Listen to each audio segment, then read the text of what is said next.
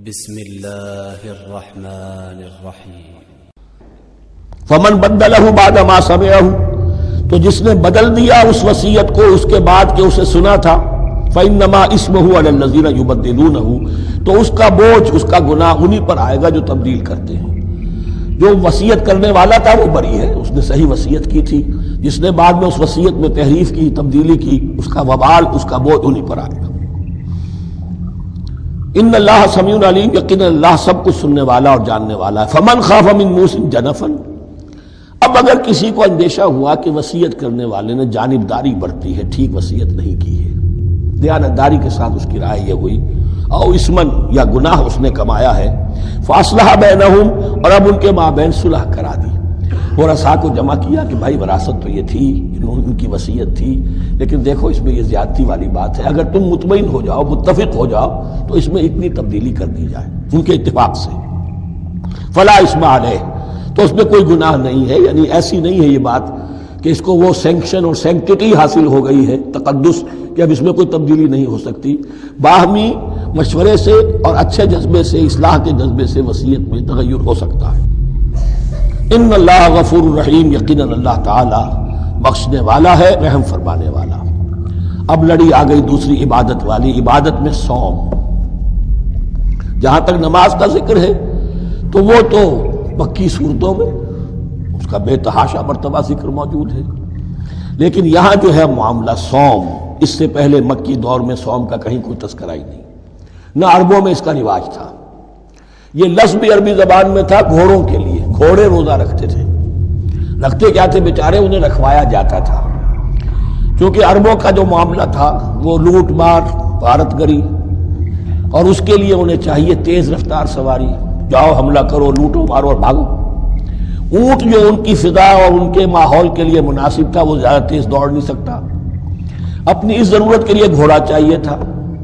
گھوڑے میں عرب کا سخت موسم برداشت کرنے کی عادت نہیں، نازک جانور ہے، وہ پیاسا تو نہیں رہ سکتا 7 دن تک جیسے کہ اونٹ رہ سکتا ہے، بھوکا نہیں رہ سکتا، وہ لو کے تھپیڑے نہیں برداشت کر سکتا، لہذا عرب اس کو رکھواتے تھے روزہ، کھانا پینا بند کیا اور اس کے جو ہے منہ کر کے کھڑے ہو گئے جب گرم تیز ہوا چل رہی ہے، خود تو اپنے آپ کو لپیٹ لیا اپنے گھٹنے میں، خطرہ کہلاتا ہے وہ جو بھی کپڑا اوپر ہوتا ہے، اور وہ اس گھوڑے کو جو ہے وہ ساری آگ اس پر برس رہی ہے تاکہ اس میں عادت پیدا ہو جائے جھیلنے کی، برداشت کرنے کی۔ تو جنگ کے موقع پر کہیں یہ دغا نہ دے جائے، اگر یہی ہمت ہار گیا تو اس کا تو کیا کیا جائے گا، تو اصل میں سوار ہے جو مارا گیا۔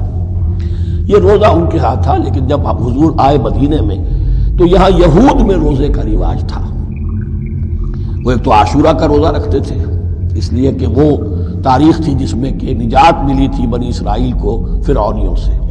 پہلے یہ کہ ہر مہینے میں 3 روزے، اب اگر 30 کے 30 روزے ایک ہی مہینے میں فرض کر دیے گئے ہوتے اور وہ ہوتے جون جولائی کے تو جان نکل جاتی۔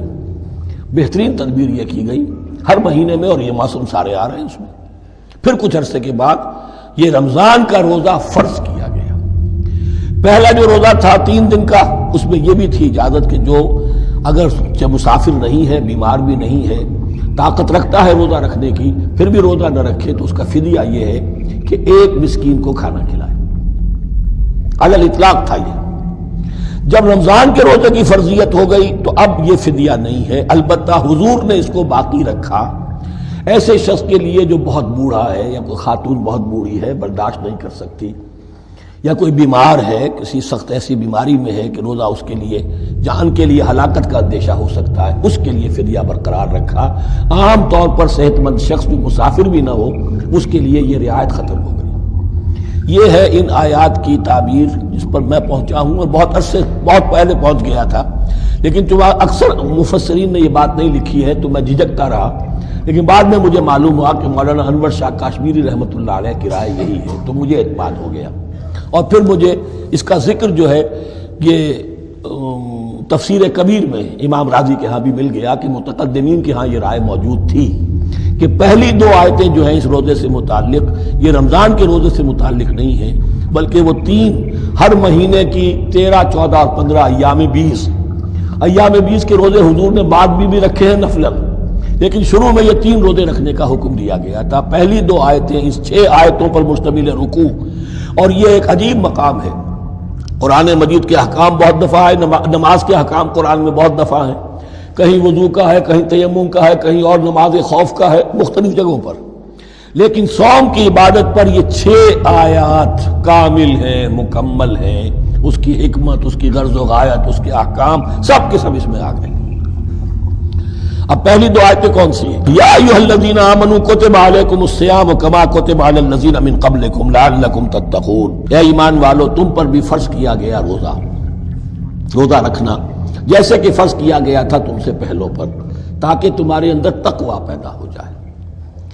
وہ جنگ کے لیے کرواتے تھے گھوڑوں کو تیار، تمہیں تقوی کے لیے اپنے آپ کو تیار کرنا ہے. بھوک کو قابو میں رکھ سکو، شہوت کو قابو میں رکھ سکو، پیاس کو برداشت کر سکو. اللہ کی راہ میں جنگ کے لیے تمہیں نکلنا ہوگا، اس میں بھوک بھی آئے گی، پیاس بھی آئے گی. اپنے آپ کو تیار کرو جہاد کے لیے. اور یہ بات واضح ہو جائے گی، اگلے رکوع سے قتال کی بحث شروع ہو جائے گی. روزے کی یہ گفتگو ہو رہی ہے تمہیداً قتال کے لیے، جیسے گھوڑوں کو تیار کیا جاتا تھا، صوم رکھوایا جاتا تھا قتال کے لیے. ایام معدودات، گنتی کے چند دن ہیں. یہ گویا کہ ثبوت ہے اس کا کہ یہ 2-3 دن سے زیادہ. معدود جو ہے وہ عربی زبان میں 9 سے زیادہ نہیں ہو سکتا. معدودہ جب آئے گا، ایام معدودات، یہ جمع جو ہے جمع قلت کہلاتی ہے. معدودات، معدودہ بڑی سے بڑی رقم ہو سکتی ہے، لیکن معدودات جمع قلت ہے. گنتی کے چند روز ہیں. فمن کان منکم مریضا، ان میں بھی یہ رعایت ہے کہ جو تم میں سے بیمار ہو، او علی سفر، یا سفر پر ہو، فعدۃ من ایام اخر، تو وہ تعداد پوری کر لے دوسرے دنوں میں. وعلی الذین یطیقونہ، اور جو اس کی طاقت رکھتے ہوں، فدیۃ طعام مسکین، وہ فدیہ دیں، ایک مسکین کا کھانا کھلانا. ان آیات کی تفسیر میں جیسا کہ میں نے عرض کیا مفسرین کے بہت سے اقوال ہیں. اب میں اس کی بحث بھی نہیں جا سکتا. جو میں نے اپنے مطالعے کے بعد رائے قائم کی ہے، میں صرف وہی بیان کر رہا ہوں کہ اس وقت، اور یہ امام راضی کے الفاظ ہیں، کہ یہ فرضیت الگ تعیین نہیں تھی بلکہ الگ تخییر تھی. فرض تو ہے روزہ، لیکن اس کا بدل بھی دیا جا رہا ہے. اگر تم نہیں رکھنا چاہتے تو تم ایک مسکین کو کھانا کھلا دو. تو گویا کہ تدریجاً انہیں لانا تھا، چونکہ اس بات کے وہ پہلے سے عادی نہیں تھے. فمن تطوع خیرا فهو خیر اللہ، اور جو اپنی جی سے، اپنی مرضی سے خیر کرنا چاہے تو اس کے لیے خیر ہے. روزہ بھی رکھے اور مسکین کو کھانا بھی کھلائے، دونوں کام کرے، تو اس میں کوئی رکاوٹ تو نہیں، اس کے لیے بہتر ہوگا. وان تصوموا، اور دیکھو اگر روزہ رکھو، خیر لکم ان کنتم تعلمون، یہ تمہارے لیے بہتر ہے اگر تم جانو.